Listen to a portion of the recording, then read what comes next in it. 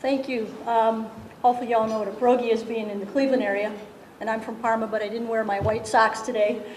I was standing up here back in 1991 looking for $250,000 from you folks, shaking in my boots, a little less gray at the time, and I was downsized from AT&T after 10 years. And after the meeting, you all came up to me and tapped me on the shoulder and said, it's not going to ever work. And I went on to open 2 stores in the manufacturing facility and got all the national attention through our own PR work, sending press releases out. Clinton had visited us twice, Time Magazine, top 20 Cleveland women business owners, and so on and so forth. And then you invited me back to be a keynote speaker. So listen up this time. Anyway, thanks. Back in '99, the business fell apart. In the end, we were in all the freezer sections in every major grocery store in Northeast Ohio. But we had a faulty piece of automation with a dishonest automation dealer and problems with some bad attorneys. Of course, there's no bad attorneys in the audience today. But I lost everything I owned, my husband and I went back to work 8 to 5 in the real world and have been very miserable ever since. And with some urging of some good friends, I'm now going back into the frozen food business only. All the major grocery stores are very interested. And as Lou Grant said, I guess I got my spunk back. This time we're going to be competing against Mrs. T's, who at the time we gave a real good run for their money here in the Cleveland market. Mrs. T's is a 51-year-old company that grossed $48 million last year, and they're in every state except Alaska. And if you've ever had Mrs. T's, you can probably attest to the fact that they taste like the cardboard box they come in.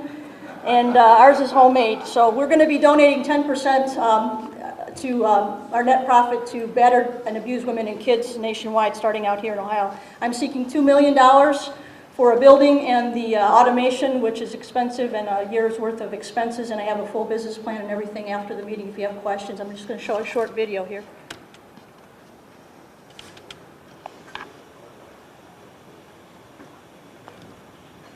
For all the rock and roll, all the Hollywood glitter, all the corporate cash around this inauguration, there are the real folks as well, the people who worked hard to get Bill Clinton to 1600 Pennsylvania Avenue. And 53 of them have special standing. Tonight, one of those gets special attention from NBC's Mike Betcher. Like most fairy tales, this one begins in Europe, where once upon a time, a little stuffed pasta called a pierogi was invented. There you go. Enjoy your meal. Take it easy. And centuries later, in America, Mary Poldrui had a dream. And with the pierogi recipe, she did open a restaurant and became the master of her own affairs. Then one day, a prince, well, a governor, who would be king, actually president, came to her place in Parma, Ohio, and tasted the pierogi. And he liked it. Who ate the most? Bill. He liked the pierogies and Mary so much that he summoned her and her fiancé to his coronation. Cinderella had made it to the ball. They would never believe it. I'm a tomboy at heart, so is this incredible or what? Mary Poldrui is one of the 50 faces of hope, Americans who impressed Clinton during his campaign and who are the guest of the president-elect during the inauguration. What was it about you? I think it's the average American. Parma is probably the average middle-class America. With the pink flamingos and the lawn. The pink flamingos and the white socks, right. But I just represent an average person who has an idea and had to go from the ground up to build a company. She hadn't voted since she was 18, but she voted this time. Mary and a disinterested generation had become interested.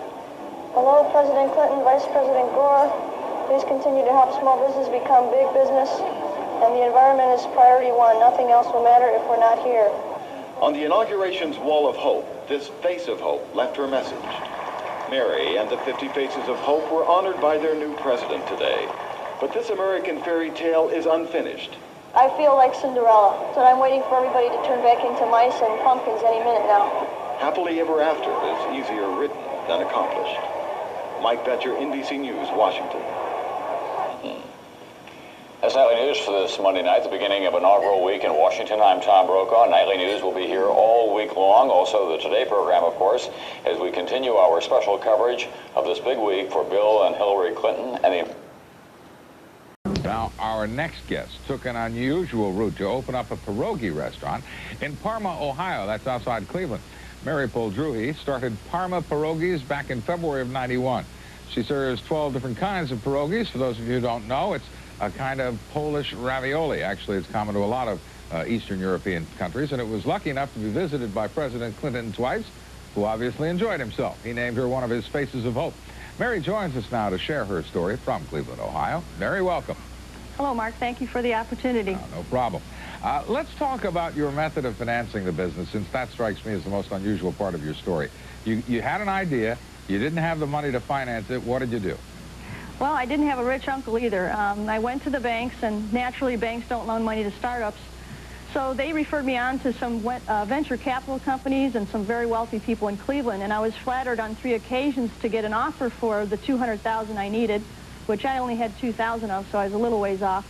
But they wanted me to sign a contract to give them 80% ownership plus my firstborn child, so I just couldn't do that. All right, you didn't buy those terms, but you still needed the money. What did you do? Well, I took ads in the local newspapers and business papers under business opportunities, unique restaurant concept looking for investors. I also started to think, well, maybe professionals like doctors, lawyers, accountants would be the type that have a little extra income. And I started looking in the Parma Yellow Pages. Parma is a very ethnic community. There was thousands of listings. I couldn't afford postage on everybody, so I started thinking, well, pierogies, Eastern European. I started circling all the ethnic-sounding last names with the SKIs at the end and the CZs, and it worked. All right. I started attracting investors. Actually, the way it turned out, it took almost a year. I talked to over 600 people to find 80 investors who put up approximately $3,000 each. I'm going to hold some things up here to the camera. At my end, a bumper sticker. I ate at Parma Pierogies. A postcard. This is the kind of thing, you know, you buy it, a tourist will buy this. I ate at Parma Pierogies. This is pretty creative stuff. Where'd you come up with this? Oh, we have just a tremendous staff. I'm very lucky having a large family and group of friends. Everybody has a lot of talents and have all contributed significantly to the success. Yeah. By the way, I don't usually associate pierogies with flamingos. What's the story on the flamingo, which I believe is sitting right next to you, isn't he? Yeah, Pingo the flamingo is right here with us today. And he's sort of our version of Ronald McDonald. And the way that came up... Yeah, go ahead, tell me. Well, local celebrities started poking fun of the ethnic community. I guess a lot of people in Parma used to have those little tacky plastic pink flamingos on their front lawn.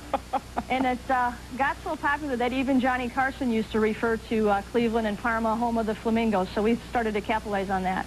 Well, it's a great idea, and of course, I went to school out in Ohio, so it never struck me as odd, but I guess, yeah, around the country. How'd you like the pierogies? I loved them. They were wonderful. Aren't they good? I had the potato pierogies, then I had a blueberry one for dessert, and they were really terrific.